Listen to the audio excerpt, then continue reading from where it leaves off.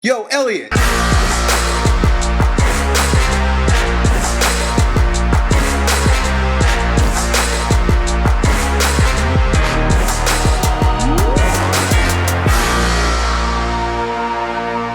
Why don't we begin? I've got a ton of information from you, including some pictures and the extra health history that I sent you to have me to fill out.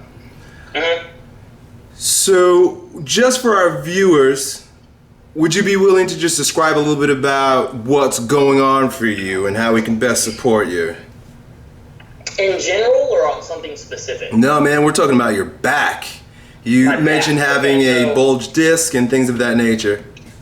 You know, like, that's what the doctors told me from an MRI, which, granted, awesome. But the more and more I think about it, this happened back in high school. I was, lifting weights, I was playing football, and I was just squatting with really bad posture. And I think the reason for that is I never played in middle school, so I was never really taught those foundations. So I just didn't know. Next thing I know, I just felt like every time I would squat, I would come up, I would take the weight off, and I would feel this, like, not a pain, but like a alleviating feeling in my lower back and then going down into my leg, like sciatica. So it became a bigger issue. We went to get an MRI. They told me I had a bulge disc that was bulging interiorly, like into me. Not out, but absolutely.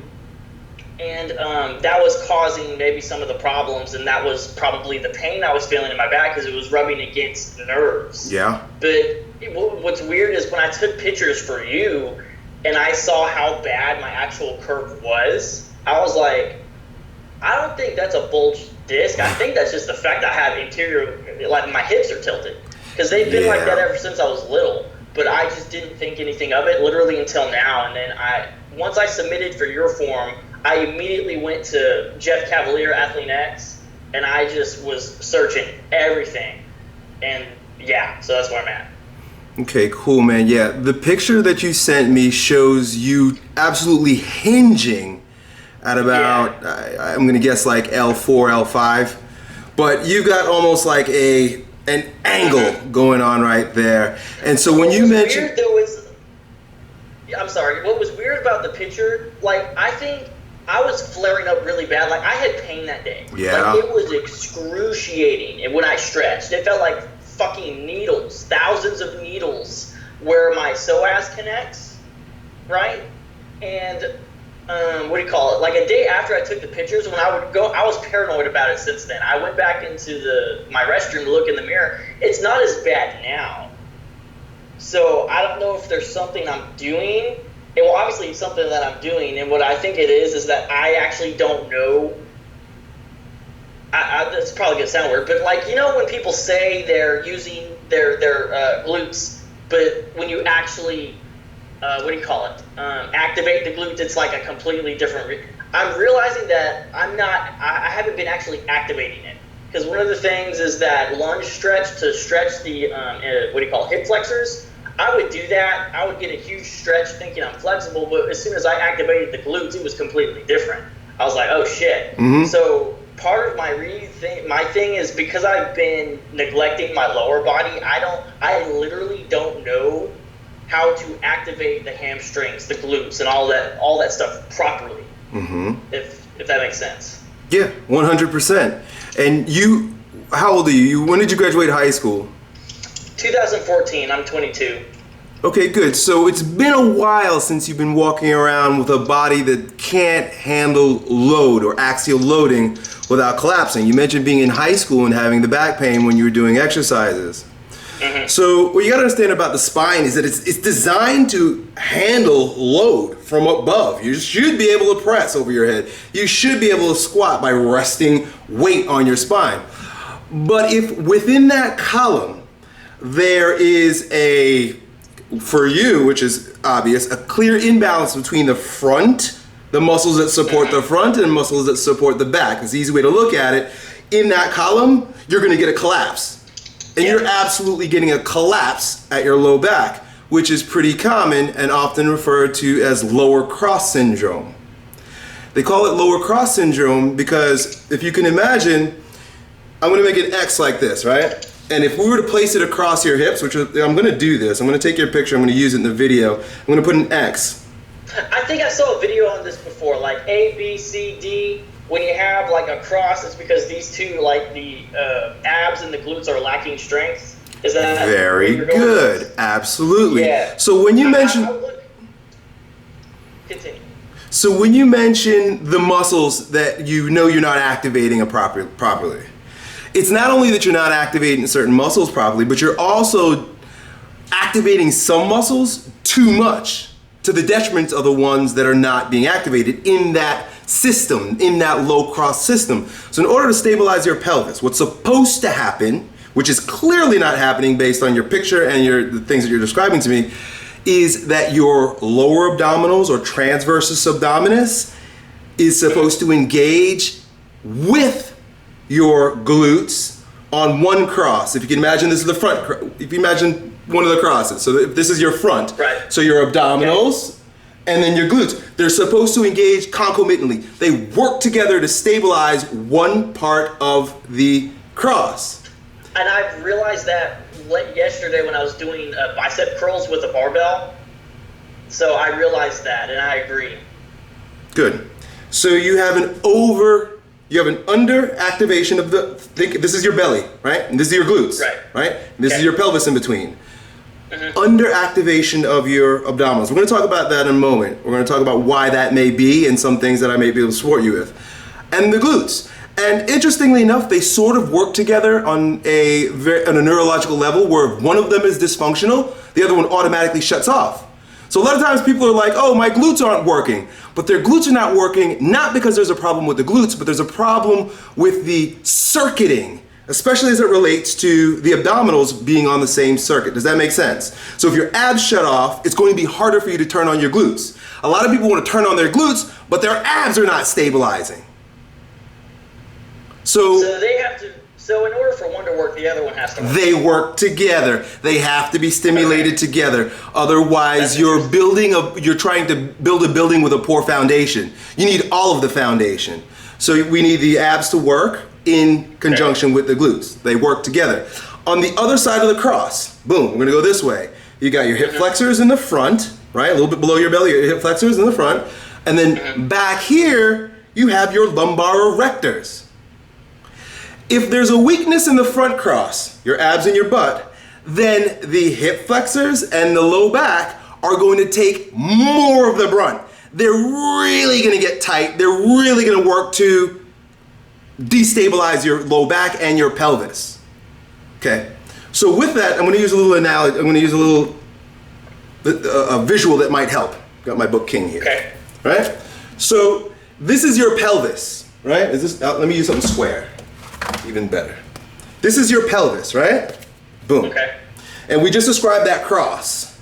Right now, because the low back and the hip flexors are hyper engaged and the abs and the glutes are lazy, they're not doing anything, what's happening to your hips is that they're tilting forward because there's too much going on here and not enough going on here. For you to be in the mechanical stance that would allow you to load axially, squat, overhead press without hurting your back, your pelvis will need to go from this to this. You're going to need to bring your pelvis up in the front more and drop it in the back a little bit, right? Everything that you do, all the lifting that you do from this posture, from this positioning of your low back is further facilitating and creating pain in that area in your low back. You're literally collapsing in on your vertebra. Your vertebra should look like this. You know how you mentioned that you've got you have an anterior bulge? Yeah. Just imagine that you have a disc inside here. Just imagine that, if we could do that for a moment. And you start collapsing this way, which is exactly what you're doing. That bulge that's supposed to be like a nice cushy little deal in there that's protecting your bones begins to get crushed in the back and it begins to explode out the front.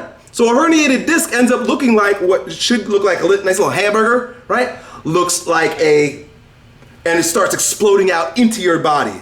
You get that? So if you look at the MRI, you're probably seeing a anterior bulge. That's why they call it a herniation or a bulge. You're getting a bulge coming in through your body. You know how I'm familiar with this because this is my profession and I've studied this, but I'm even more familiar with it because of the experience I've had with the exact same thing. I've struggled with that for a very long time. Oh God, because like here's the thing, I'm going to the doctor tomorrow to see, like, not in the sense of like medications or anything like that, but for physical therapy, to get a referral for physical therapy so I can learn to really activate those areas. Mm-hmm. And the fact that you just said that makes me feel better because, like, I'm because of my experience with doctors, I'm a little hesitant. In this day and age, we become our own healers. So we have enough access to information and we're empowered enough to take it into our own hands and use professionals for what they are, consultants, to help us help ourselves. It's just a new paradigm with regard to all professionals that we're starting to approach.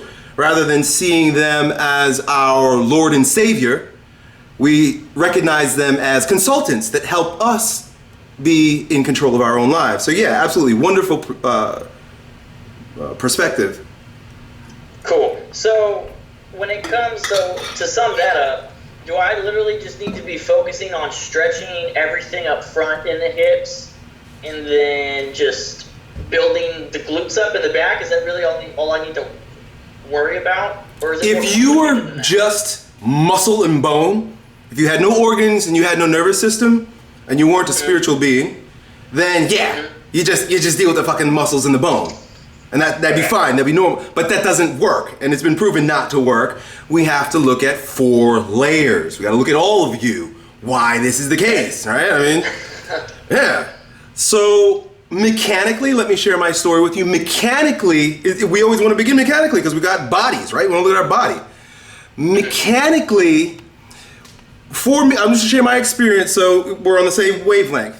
The reason why my hip flexors and low back were overstimulated in relation to my abdominals and glutes was because I literally had a hole in my abdominals. I had a hernia. Yeah, absolutely. I don't know. You can see it. Yeah, no, cameras aren't able to see it. When I was little, I had one right on my belly button. Well, my man, ding, ding, ding, ding. When I sent you that paperwork, I didn't get that from you, but that's why I know these conversations help. Yeah, I was born with a hernia right above my belly button. It's called epi meaning up, above umbilical. Yeah, no, I have an innie. You have an outie. Oh, I have. Okay, I didn't think if that had anything to do with it. I have an outie. Anyways, continue. Yeah, well, it might. I'm gonna ask you. I'm gonna want to see your belly button in a minute. Because of the hernia in the front, and perhaps because of your situation too, there is a breach in the fortification of the front of your core. Does that make sense? There's a hole in your defenses. Yes, and I think I've actually, when I've done my abdominal workouts, I've actually felt it when I get a real deep stimulation on the rectus abdominis. Like, I think I feel it because it doesn't. It's not like it's not a contraction pain. It's like a sharp ripping pain, but that's not. What do you call it? Regular? That's only happened like once or twice in the past 4 years. Mm-hmm. It's pretty significant though, because if we know that the abdominals, the front part of the cross, particularly the lower abdominals, but they all stabilize. Your rectus abdominis stabilizes your pelvis because it attaches from the rib cage down to the pelvis. And if it's too long or too loose or has a hole in it, like mine did, it won't stabilize the flexion that's associated. See, right now you're in hyperextension. Are you following me? You're in hyperextension because these muscles are too long. Boom, so I'm having back pain.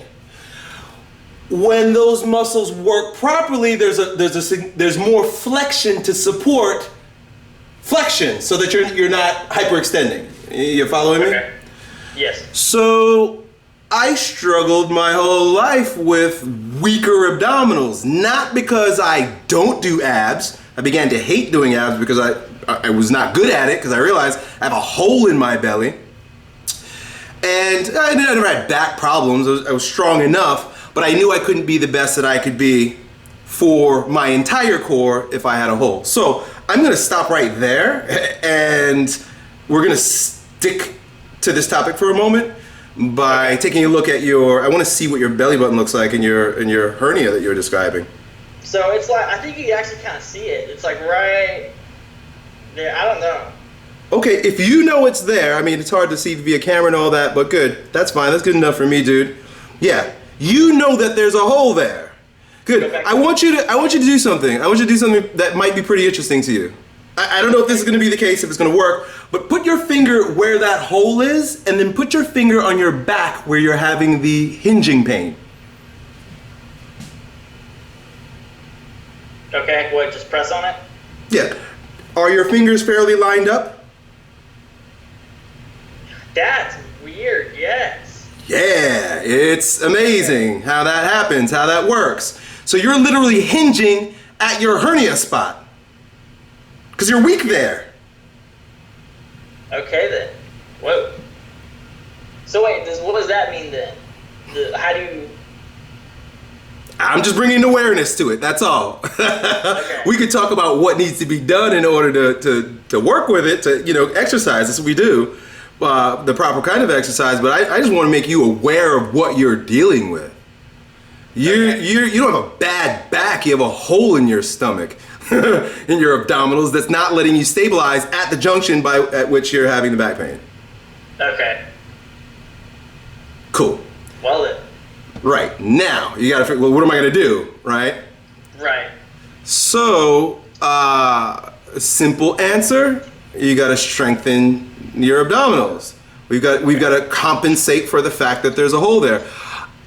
If it's available to you, it might be a good idea to get surgery. Just to have it patched up. Hernia surgery. Okay. Yeah. I did because I know I'm going to be lifting for the rest of my life. I had it done in 2014, I think.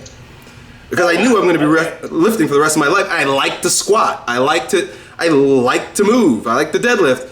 And as I was getting older, I felt the hole getting bigger. So I was like, I ought to get this fixed so that I can continue lifting.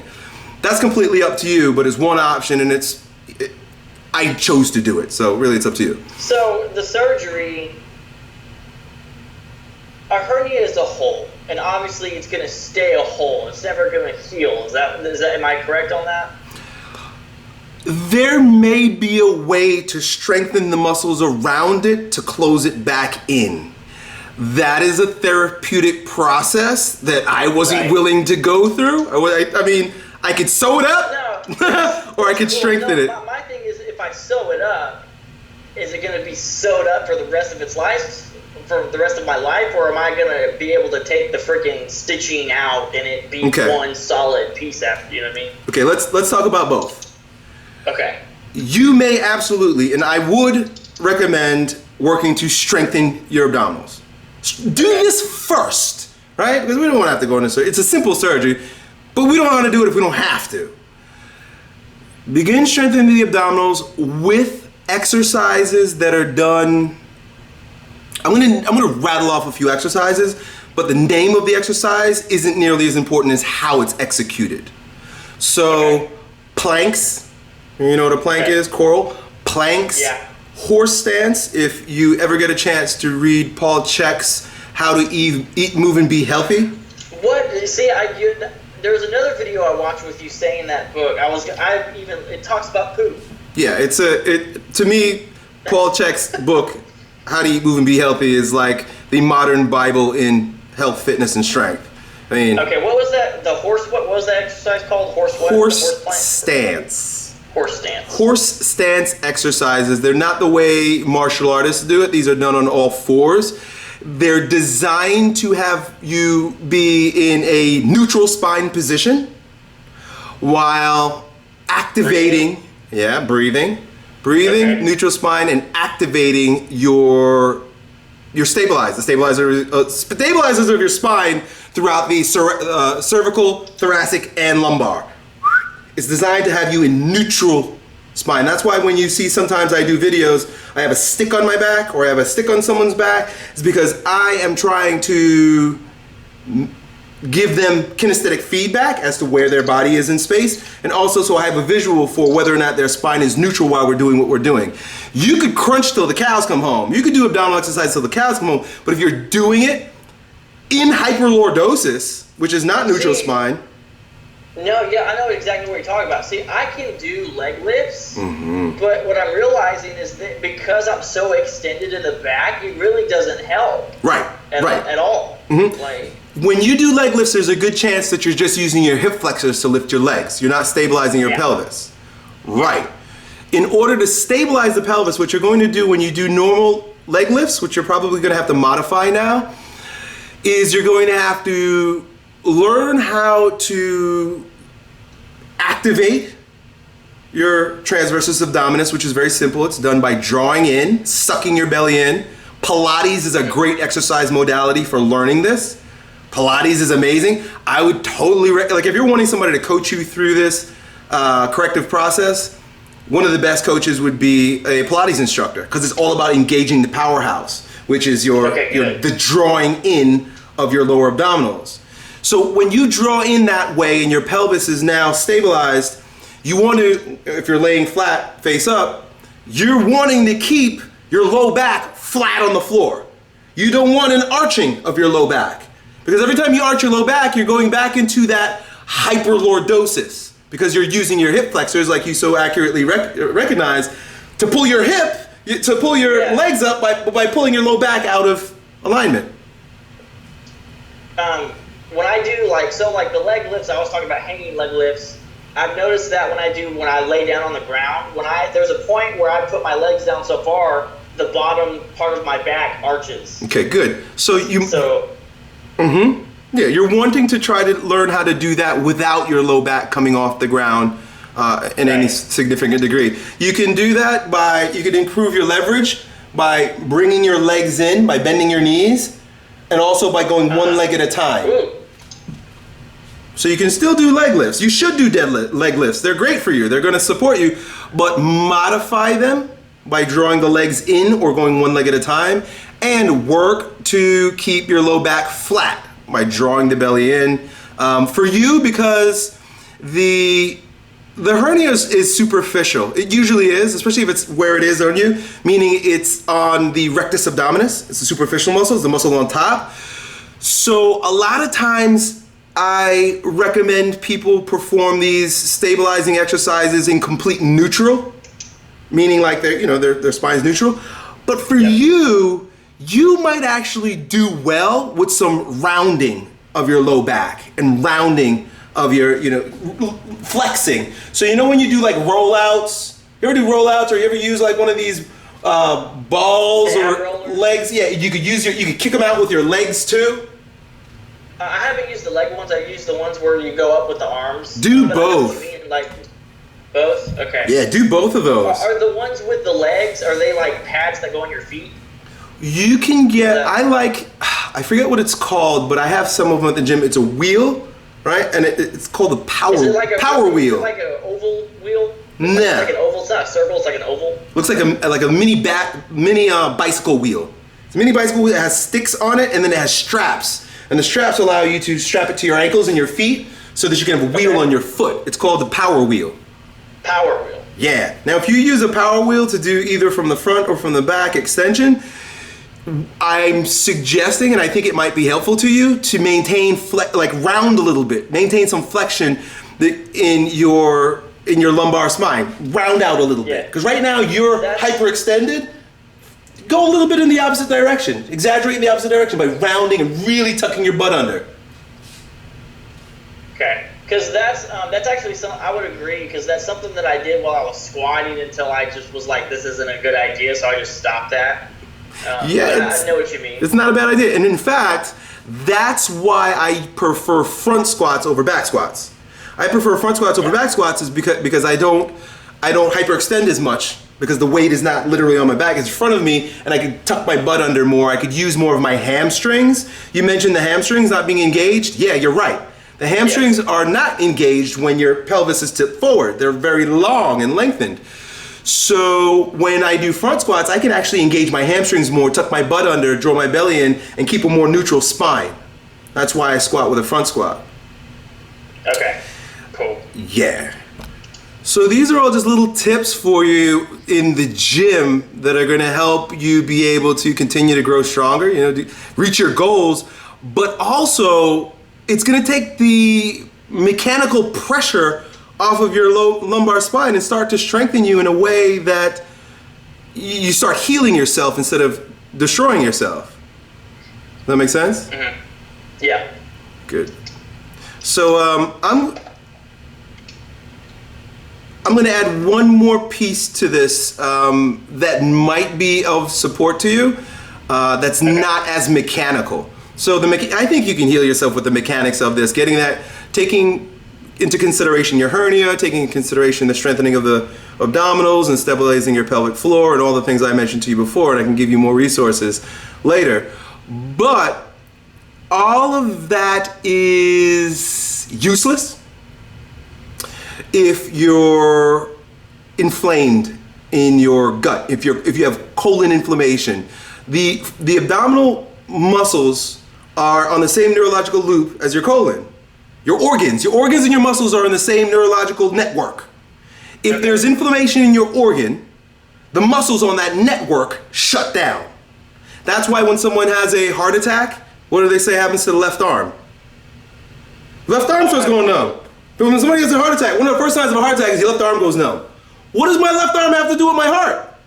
Well, the left arm goes numb because the heart is in a stress and it's on the same neurological loop. Your colon, your gut, your lower intestines are in the same loop as your abdominals, your deep abdominal wall. So if you're eating shit, you're gonna have inflammation and it's gonna shut off your ability to even activate those muscles in front. So be mindful of what you're eating in terms of how it affects your belly. How do you feel after you eat certain foods? Or do you feel fatter and bloated? Do you get irritated bowels? Are you farting more? Anything that's disturbing your digestive system is going to affect the muscles. Just be mindful. Okay, thank you, Elliot, man. I appreciate it, dude. Thank you very much. You got it, brother. Keep me posted. You have my email. I will. Peace. Peace out.